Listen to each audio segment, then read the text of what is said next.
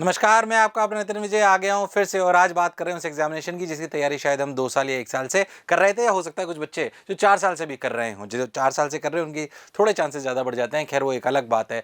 अब अपन बात करते हैं कि भाई सर जो जे एडवांस 2023 हुआ, हमारा एग्जाम चला तो गया। अभी आपको आंसर कीज वगैरह सब कुछ नीचे लिंक पे दिखाई देंगी, उस पर आंसर की चेक कर लीजिए आप हमारे कितने नंबर आ रहे हैं, क्या हम सेलेक्ट होंगे। मैं वास्तविकता में इसमें सेलेक्ट होना उसको मानते हैं जो 10,000 के अंडर हैं। जनरल कैटेगरी में हम बात कर रहे हैं तो क्या कट ऑफ रहने वाली है, कैसे रैंक आने वाली है, किस नंबर पे आप अपना सिलेक्शन मान सकते हो, सारी बातें करने वाले हैं। वीडियो थोड़ा काम का और रफ्तार में होने वाला है, एंड तक देखिएगा। अगर आपने एडवांस का एग्जाम दिया है और नहीं भी दिया है तो भी आप पैटर्न को समझ पाएंगे। नहीं भी दिया और आप आगे आने वाले समय के लिए तैयारी करें तो उनके लिए भी काम का वीडियो है, क्योंकि आप ये समझ पाएंगे कि जे एडवांस एक ऐसा एग्जाम है जो कभी भी कुछ भी परिवर्तन करता रहता है। अगर हम बात करें फटाफट बात करते हैं, ये नंबर ऑफ एस्पिरेंट्स लगभग वो थे जो जे एडवांस में अपीयर हुए साल दर साल। इस साल ये नंबर थोड़ा सा बढ़ा है, थोड़ा सा बढ़ने से कंपटीशन बढ़ जाता है। हालांकि ज़्यादा नहीं बढ़ता है, ऐसा मत समझिए कि 23,000 25,000 बच्चा अगर बढ़ गया तो हमारे चांसेस बहुत पीछे हो जाएंगे। ऐसा नहीं होता, क्योंकि जो आखिरी के बच्चे बढ़ते हैं वो उस कैलिबर के हों ऐसा कोई जरूरी नहीं है। तो ये एक सिंपल सा चार्ट है, आ जाइए। इतने इतने बच्चे क्वालिफाई होते हैं, लगभग इसी के आसपास क्वालिफाई होने के चांसेस इस बार भी हैं। हो सकता है 41-42 हज़ार के आसपास ये नंबर जाएगा।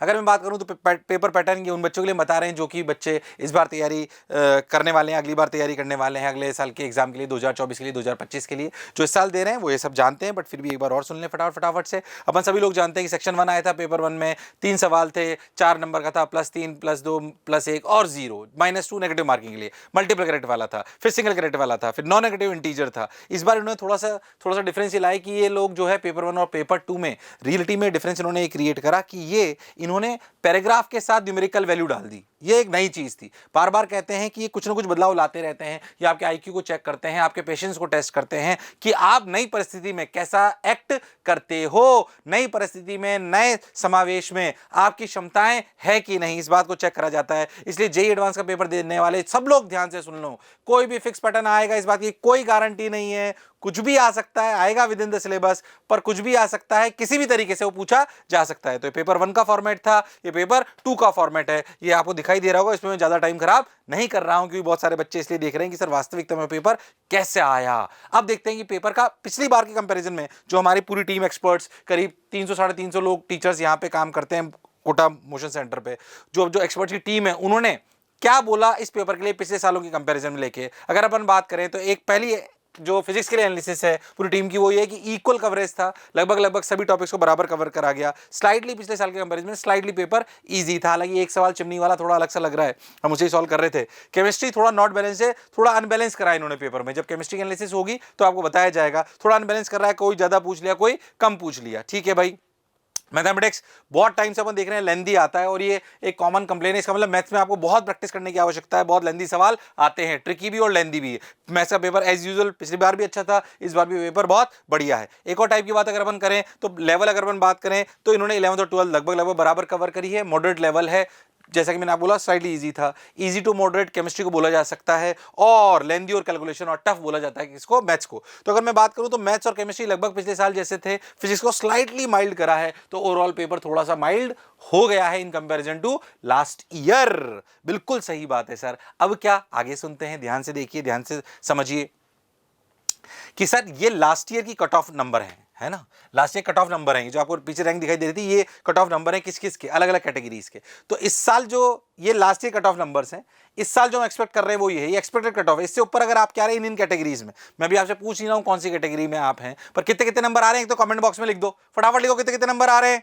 लिख सकते हो तुम लोग, शर्माओ मत। अगर इससे ज्यादा आ रहे हैं तो लिख दो, लिख दो। बिल्कुल सर, ये नंबर अगर इनसे ज्यादा आ रहे हैं तो यस, अपने चांसेस हैं कि अपने को कुछ ना कुछ मिल सकता है। हालांकि 66 वाले को जनरल कैटेगरी में कुछ ढंग की चीज मिलेगी ऐसा जरूरी नहीं है, अगर वो 12th के साथ है। फिर मेरी बात कई बार मैं इसलिए नहीं बोलता हूं कि लोग बाग बोलते हैं कि यार आप तो कोचिंग चलाते हो, आप तो रिपीट करने के लिए बोलते हो। अरे मैंने खुद ने भी रिपीट करा था, मेरे जीवन का सबसे अच्छा निर्णय था कि मैंने रिपीट करा। अगर रैंक पीछे आ रही है तो रिपीट करिए, नहीं सिलेक्शन हो रहा है तो करिए ही करिए। रिपीट करना बिल्कुल कोई क्राइम वाली बात नहीं है। मैं नहीं बोल रहा हूँ इस मंच के माध्यम से कि मोशन आके ही करो, जाहिर सी बात है मोशन का परसेंटेज सिलेक्शन बहुत ज्यादा होता है।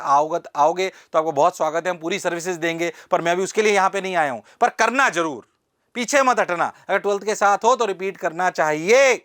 और अगर आप बढ़िया नंबर से आपकी रैंक, मतलब रैंक थोड़ी पीछे रह गई, 8,000 10,000 12,000 15,000 रह जाए, तो मोशन का एक ड्रॉपर का V स्टार बैच भी बनता है, उसको आप जरूर ज्वाइन करिएगा। उसमें से 100% सिलेक्शन होता है, सारी अच्छी रैंक के साथ सिलेक्ट होते हैं। खैर ये कट ऑफ नंबर है जो आपको देख लेने चाहिए, ठीक है। इसकी पीडीएफ भी जो अभी आपको पीपीटी दिखा रही है, इसकी पीडीएफ भी आपको नीचे दिखाई देगी लिंक में, जो मेरा वीडियो डल रहा है उसमें लिंक में आपको दिखाई देगी, तो उसको भी आप डाउनलोड कर सकते हैं।